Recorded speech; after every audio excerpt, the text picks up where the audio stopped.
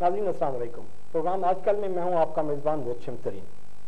ख़वातीन हज़रात, दुनिया की so called super power America में सदारती इलेक्शन हुए। अमरीकी अवाम ने अपना हक रायदही इस्तेमाल करते हुए अपने मुल्क के 45वें सदर का चुनाव किया। रिपब्लिकन उम्मीदवार डोनाल्ड ट्रंप ने 278 वोट लेकर अपनी हरीफ डेमोक्रेटिक उम्मीदवार हिलरी क्लिंटन को शिकस्त दी। डोनाल्ड ट्रंप के 278 वोटों के मुकाबले में हिलरी ने 228 वोट लिए। ख़वातीन हज़रात, आलमी रायआमा के तज्ज़ियों और एनालिसिस के मुताबिक हिलरी क्लिंटन एक मजबूत उम्मीदवार थी और कभी इम्कान जाहिर हो रहा था कि जी वो इलेक्शन जीत जाएंगी, लेकिन ट्रंप ने मैदान मार लिया और अब वो 20 जनवरी 2017 को अपने ओहदे का हलफ उठाएंगे। ये पोस्ट इलेक्शन बेसिकली प्रोग्राम है अमेरिकन इलेक्शन के हवाले से, और हमारे साथ शरीक गुफ्तगू होंगे प्रोफेसर डॉक्टर उमर फारूक जैन साहब। आप चेयरमैन हैं department of IR Bahauddin Zakaria university के। डॉक्टर साहब, आपका बहुत शुक्रिया प्रोग्राम में शरीक होने का। और हमारे सेकंड मेहमान हैं जी कर्नल बाकिर एहसन जी। कर्नल साहब, आपका भी बहुत शुक्रिया प्रोग्राम में शरीक होने के लिए जी। कर्नल साहब, आपसे शुरू करूंगा। ये जो आलमी, क्योंकि आप बेसिकली इंटरनेशनल रिलेशंस में आप भी एक अथॉरिटी हैं, डॉक्टर साहब तो हैं ही हैं माशाल्लाह, क्योंकि ये इनका सब्जेक्ट है और ये हज़ारों की तादाद में स्टूडेंट्स को इंटरनेशनल रिलेशंस एजुकेट कर रहे होते हैं। पैटर्न ग्रुप्स और स्ट्रेटजिक अलाइंसेस सारे ये ब्रीफ कर रहे होते हैं। कर्नल साहब, आपसे कि ये आप हिलरी का जो इंटरनेशनल जितने भी एनालिसिस थे वो ये कोट कर रहे थे कि जी Hillary is the stronger candidate, तो किधर आप समझते हैं कि जी हिलरी की मूवमेंट में प्रॉब्लम हुआ और वो सीट लूज कर गई? बात यह है कि हिलरी ने उन पॉपुलर एरियाज को टारगेट बनाया जो कि ईस्ट और वेस्ट कोस्ट पर थे, और यहीं पर ही सबसे ज्यादा मीडिया सेंटर्स काम करते हैं, उनको भी अपने साथ मिलाया। और उन्होंने ये समझा कि जी मीडिया जो है वो लोगों को मेरे हक में राय आमा को तैयार करेगी, और ये जो इलेक्टोरल वोट्स हैं कैलिफोर्निया में सबसे ज्यादा है, इसी तरह इस तरफ न्यूयॉर्क ईस्ट कोस्ट की तरफ आ जाए तो इसमें बहुत सारे जो आबादी वाले इलाके हैं यहाँ इलेक्टोरल वोट ज्यादा हैं, तो इसके ऊपर उन्होंने कंसंट्रेशन की। और तमाम मीडियाज को मैं ये कहूँगा कि आप तो समझते होंगे कि जी मीडिया बहुत इंसाफ से काम करता है और बड़ा ऑनेस्ट है, ऐसी बात नहीं है। मीडिया के ऊपर बहुत ज्यादा पॉलिटिशियन इन्वेस्ट करते हैं और सब बातें वही बयान करते हैं और उसी तरीके से चीज को उठाते हैं जैसा उनके सपोर्ट में या जो उनको दिया जाता है या उनको फंडिंग की जाती है। इस लिहाज से जितने भी सर्वे आए और जितने भी मीडिया आए उसके ऊपर हिलरी ने पूरी कंसंट्रेशन की, उनके ऊपर इन्वेस्टमेंट की, और उन्होंने पूरी राय आमा आखिरी लम्हे तक उन्हीं के हक में तमाम चीजें वो पेश करते रहे। लेकिन दूसरी तरफ डोनाल्ड ट्रंप ने तमाम वो एरियाज फोकस किए जो ईस्ट और वेस्ट कोस्ट के दरमियान की स्टेटें थी, जिसके टोटल इलेक्टोरल वोट्स ईस्ट और वेस्ट कोस्ट के जमा करने के बाद ज्यादा बनते थे, वहां पर अपनी कैंपेन चलाई। और उसके अंदर बहुत सारी एजेंसियों ने भी काम किया होगा उनके साथ मिलके, जो उनके मंजूर नजर लोग होंगे वो सामने आए होंगे। एक बात, दूसरी बात यह है कि बहुत सारे बिजनेसमैनों के दोस्त होते हैं, उनका इकोनॉमिक इंटरेस्ट होता है, इसलिए हिलरी ने ये चीज जो थी वो रीड नहीं की और इस वजह से वो अपने ये जो है इलेक्टोरल वोट्स जो है वो हार गई।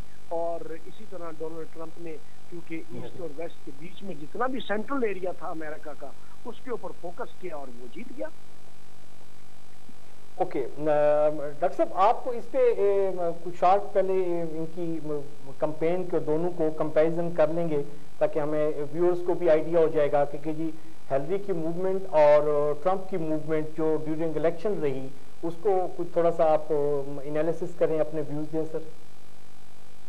जी, इन सब एक्चुअली दोनों की इलेक्शन कैंपेन का अगर मुवाजना किया जाए तो उसमें कमल साहब की बात 100% दुरुस्त है कि इलेक्ट्रॉनिक और प्रिंट मीडिया की अक्सरियत, गालिब अक्सरियत जो है, जिसमें मोस्टली मिडिल क्लास एलिमेंट्स होते हैं, वो तमाम हिलरी को फोकस करके बैठे हुए थे। और मीडिया वॉर की हद तक तो वो खातून छाई रही हैं मीडिया पे, लेकिन ये नहीं भूलना चाहिए था उनको कि डोनाल्ड ट्रंप एक $1 बिलियन बिजनेसमैन है और उसने अपने इलेक्शन कैंपेन को एक बिजनेस वेंचर की तरह ही प्लान किया था।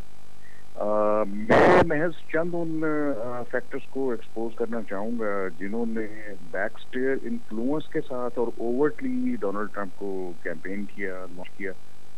American corporate mafia, Jewish community, मैं यकीनी तौर पे कह सकता हूँ कि अमेरिकन एस्टैब्लिशमेंट, डिफेंस एस्टैब्लिशमेंट का जो टिल्ट था वो टुवर्ड्स डोनाल्ड ट्रंप ही था, क्योंकि इलेक्शन कैंपेन के दौरान हिलरी क्लिंटन की ईमेल्स का इशू उठाना, और अब वो वाज़ेह तौर पे कह रही है कि मेरी नाकामी की जिम्मेदार डायरेक्टर जी FBI है, वो जेम्स कोबी है जी। इतनी अगर वो एलिगेशन लगा रही है, चार्जेस फ्रेम कर रही है, तो यकीनी तौर पर इसका कोई पस मंजर भी होगा। मुझे जो चीज नजर आई है, जिसको मैं बाकी लोगों से कुछ हट के देख रहा हूँ, कि ये अमेरिका में भी इलेक्शन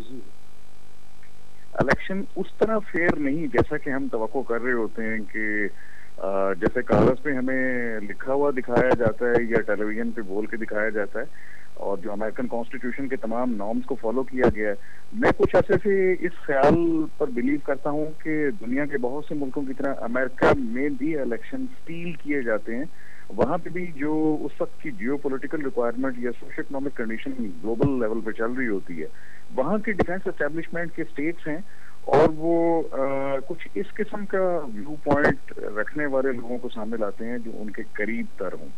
आमतौर पर यही तस्वर किया जाता था कि बिल क्लिंटन की वजह से, और चूंकि हिलरी खुद भी पॉलिटिक्स में काफी एक्टिव नहीं है और ओबामा की टीम का हिस्सा रही है, तो शायद नेशनल लेवल पे जो उनका एक मकाम बना हुआ है, एक स्ट्रेटेजिक थिंकर का और एक पॉलिटिशियन का, उसकी वजह से शायद उन पे एतमाद किया जा रहा होगा। ऐसा हरगिज नहीं था। कम से कम ये सिलेक्शन में ये साबित किया जी। डॉक्टर साहब, एक तो ये हो गया कि हम अगर अमेरिकन जैसी जो हम जिसको हम कहते हैं कि जी बहुत सिविलाइज सोसाइटी है और वहाँ पे रूल्स और प्रिंसिपल्स अप्लाई किए जाते हैं, तो अगर वहाँ पे भी फेयर इलेक्शन नहीं होते और इलेक्शन स्टील कर लिए जाते हैं, तो फिर हम पाकिस्तान में बैठ के तो हमारा रोना बिल्कुल फजूल है कि जी हम कहते हैं कि यहाँ इलेक्शन जो है ना जी वो इंजीनियर्ड हुए हैं, रिगिंग हुई है, बिक गए हैं और पंचर लग गए हैं, तो ये तो फिर हम फजूल में ऐसे परेशान हैं।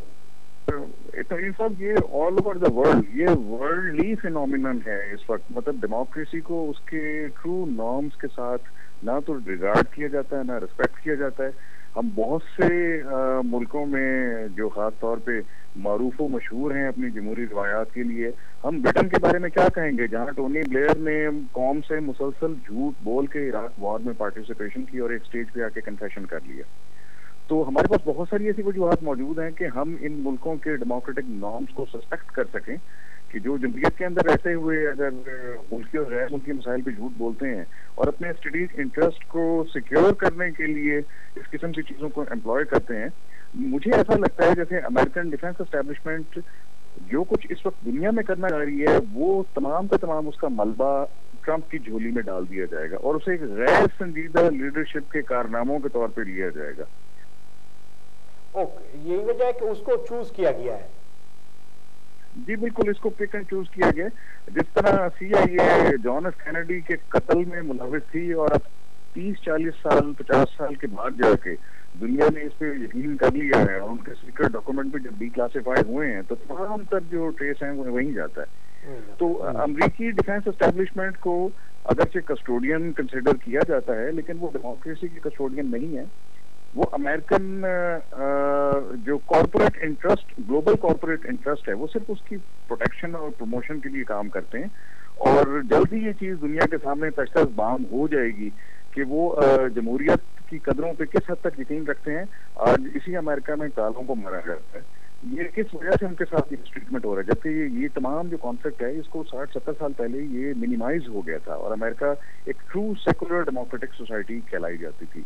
तो मेरा ख्याल है कि अगर हिंदुस्तान में नरेंद्र मोदी है, जिनके बारे में मेरा ये इंतहाई कभी ख्याल था जब इनका इलेक्शन हुआ था कि इनको हिंदुस्तान की सरमायादार ताकतें इक़्तिदार में लेके आई हैं, और ट्रंप के बारे में भी यही है कि इनको जो वर्ल्ड ग्लोबल कॉर्पोरेट माफिया है वो सरमायादार